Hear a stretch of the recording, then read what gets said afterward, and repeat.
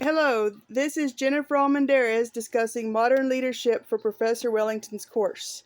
The practice and theory of leadership has changed over the past few generations.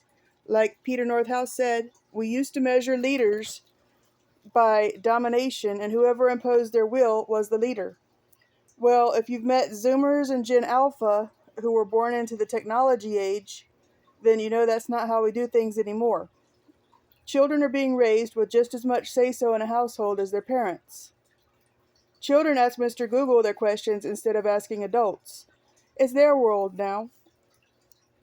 I've been assigned leadership over children in the public school system in a few different capacities. One thing I have noticed is that kids nowadays are not like we were. For better or worse, they make all their own decisions. If a teacher told you something, would you have said, "No thanks, I don't want to"? Any adult back then would have considered this a bad choice for you to answer like that.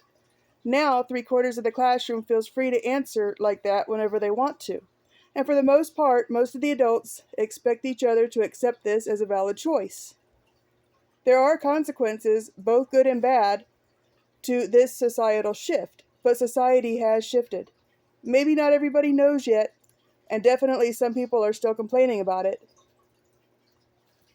So there are emergent leaders in the classroom, and sometimes they are the ones who make bad choices. They usually are the ones who are more dominating and imposing because all that human nature is not just going to disappear. I would say one time I represented emergent leadership was way back when I was a child on the playground. Any playground I went to, any group of kids I met on the playground, I would organize them and make up games. It seemed like people liked me to do this, and I liked to play in group settings. Like any kind of game, there are several different ways of keeping score for leadership. We live in a capitalist society, so all the laws benefit ownership.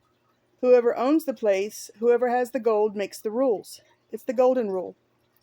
This would fall under assigning leadership to yourself. The owner can also assign leadership to you. But we also live in a democracy. Authority to govern always comes from consent of the governed in the end. If people like you or respect you, either way, then you don't really need a title or a position of authority to be very influential in creating the future. This is called a demagogue, and it has much less responsibility, less accountability, and regulations than appointed leadership. Assigned leaders have regulations and enforcement mechanisms built into their positions. Paul, an elder, said, "If I don't force myself to enter your viewpoint, I don't have to change my self-serving behavior." One of the primary mechanisms the mind uses to avoid giving up what it wants is to unconsciously refuse to entertain viewpoints that are different from its own. I don't think ethics are tied necessarily to any one type of leadership. There's bad apples in every bunch.